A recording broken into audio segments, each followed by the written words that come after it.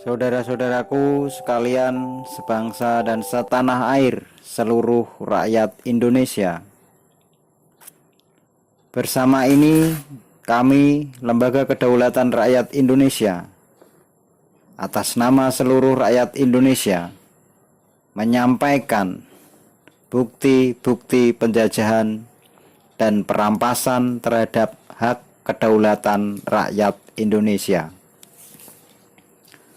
Buktinya, pemilihan umum dalam Undang-Undang Dasar 1945, naskah asli yang ditetapkan tanggal 18 Agustus 1945, tidak disebutkan atau dirumuskan adanya pemilihan umum. Seharusnya mendirikan Lembaga Perwakilan Rakyat Indonesia yang perekrutannya sama dengan pegawai negeri yang lain, juga TNI Polri, tapi tidak melalui partai.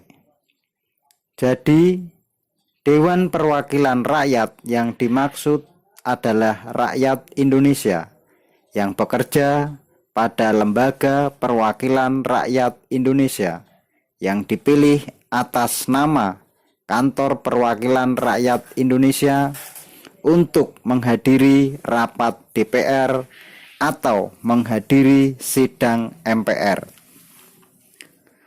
Dan jumlahnya tidak harus banyak, karena hanya menghadiri rapat dan sidang serta tidak memerlukan pemilihan umum, karena akan ditunjuk intern dari Lembaga Perwakilan Rakyat Indonesia dan harus mendapatkan legitimasi dari Lembaga Kedaulatan Rakyat Indonesia dengan menandatangani kontrak kerja terhadap rakyat Indonesia selaku pemilik kedaulatan atas pengelolaan negara Republik Indonesia.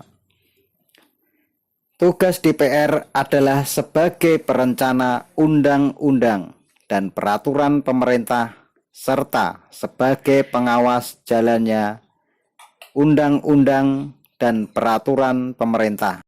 Jadi sangat jelas bahwa DPR itu sendiri tidak punya kewenangan untuk mengkritisi dan memakzulkan Presiden Republik Indonesia karena kedudukannya berdampingan dengan utusan daerah-daerah dan utusan golongan-golongan atau sekerja, yang mana berada di bawah pemerintah daerah tingkat 2, sesuai dengan skema yang telah dikirimkan oleh Lembaga Kedaulatan Rakyat Indonesia.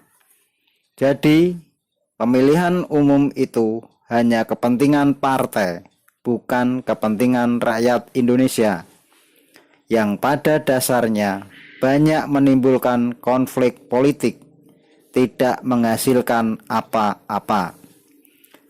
Partai-partai banyak yang mengusung ideologi asing dan ideologi agama dimasukkan menjadi ideologi negara, termasuk kategori penyelundupan hukum bagi negara Indonesia dan negara Republik Indonesia. Yang dibicarakan hanya soal politik, bukan soal penghidupan dan kehidupan bangsa Indonesia, rakyat Indonesia. Seharusnya negara mengutamakan kepentingan kehidupan dan penghidupan bagi segenap bangsa Indonesia dan seluruh rakyat Indonesia, dan negara harus melihat yang terpenting dalam kehidupan dan penghidupan.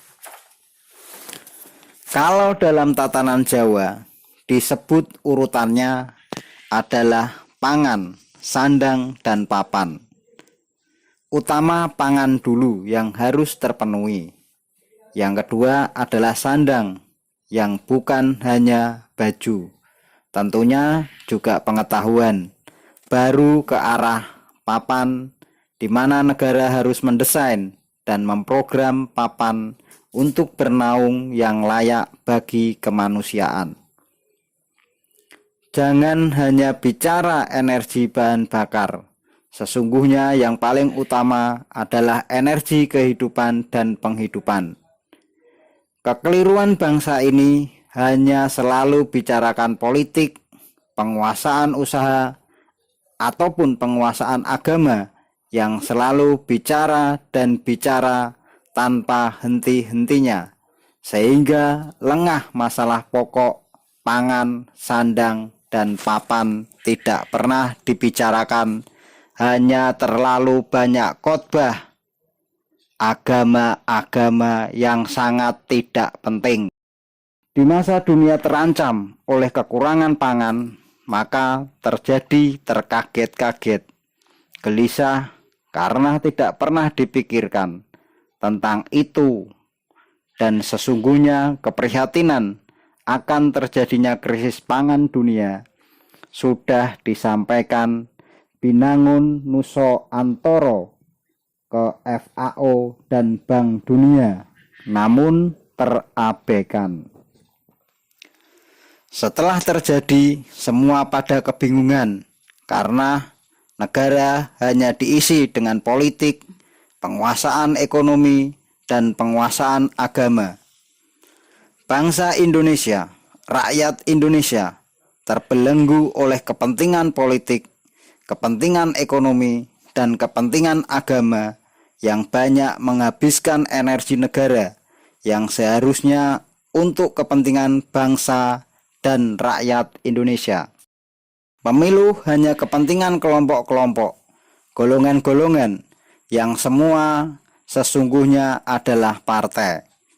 Semua pejabat negara, pejabat pemerintahan, setingkat bupati ke atas diduduki oleh orang-orang partai, sehingga kepentingan rakyat terabaikan karena aturan menyatakan anggota partai harus loyal terhadap partai. Maka yang diperjuangkan hanyalah kepentingan partai, baik itu partai politik, partai ekonomi, maupun partai agama. Sehingga hanya menciptakan peluang untuk kepentingan politik, kepentingan ekonomi, dan kepentingan agama melalui partai. Tidak peduli para petani sebagai penyangga tiang negara dalam bidang pangan, para pekerja sebagai penyangga tiang negara di bidang budaya terabaikan hidupnya, diproyeksikan hanya sebagai buruh. Sehingga kehidupannya tidak terhitung. Di musim panen, hasil pertanian dihargai rendah, namun pupuknya yang diproduk oleh pengusaha akan naik tajam dalam musim tanam.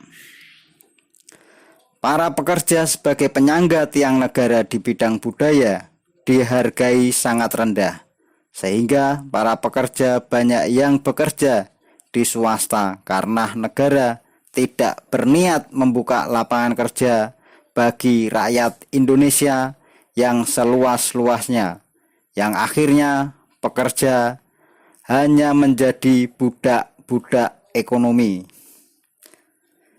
Ketidakmampuan negara untuk menciptakan lapangan kerja karena keuangan negara berada di bank, bukan di kas negara, sehingga yang melimpah adalah perbankan, dan para pengusaha yang leluasa menggunakan keuangan yang sebagian besar adalah keuangan negara.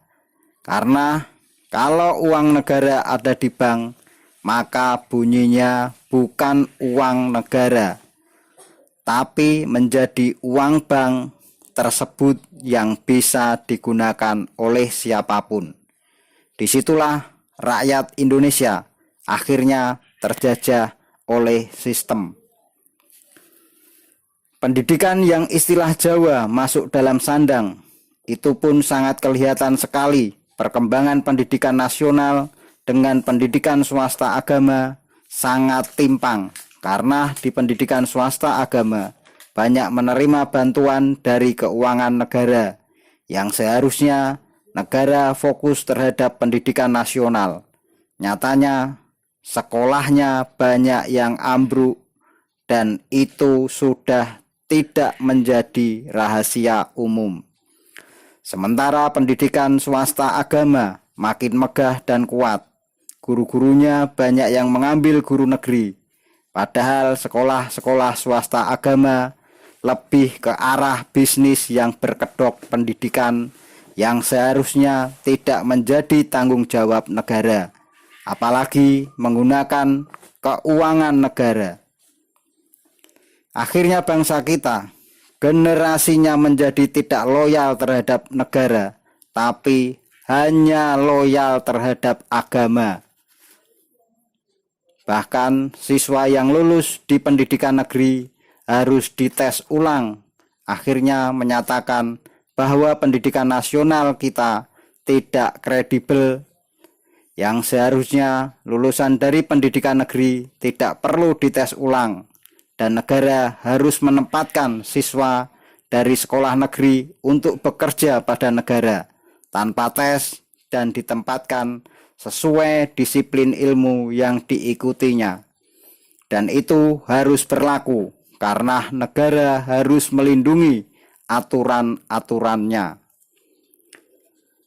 Juga banyak daerah-daerah yang menerapkan persyaratan untuk menjadi pegawai harus memiliki lulusan madrasah dan mewajibkan anak didik sekolah masuk di madrasah diniyah walaupun sudah sekolah di negeri.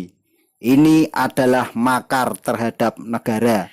Padahal agama sama sekali tidak bermanfaat dan tidak ada kontribusinya terhadap negara. Negara harus bertindak tegas untuk menjadikan pendidikan berbasis nasional menjadi satu-satunya pendidikan yang diakui negara. Perlu diketahui, pemilihan umum yang akan dilaksanakan menghabiskan anggaran 76,6 triliun yang seharusnya bisa untuk membiayai pendidikan nasional, untuk menciptakan lapangan kerja, hanya dihabiskan untuk pemilihan umum yang tidak lebih hanya sebuah perjudian. Bila melalui kantor Lembaga Perwakilan Rakyat Indonesia, tidak perlu lagi mengeluarkan biaya-biaya yang tidak perlu dan bisa membantu pembiayaan pertanian. Perlu diketahui, anggaran agama melebihi anggaran untuk pangan dan itu pun sudah pernah disampaikan oleh Lembaga Kedaulatan Rakyat Indonesia. Sehingga urusan pangan menjadi mundur, padahal lapangan kerja sangat luas di bidang agraris, walaupun tidak mengesampingkan sains dan teknologi. Renungkanlah saudara-saudaraku tentang hal itu, tentang perampasan hak kedaulatan rakyat Indonesia. Mari saudara-saudaraku, kita bersatu, bergerak, berjuang untuk bangsa dan negara. Selamat berjuang, hak rakyat harus kembali. Merdeka! Lembaga Kedaulatan Rakyat Indonesia, pergerakan rakyat menuju alam kemerdekaan.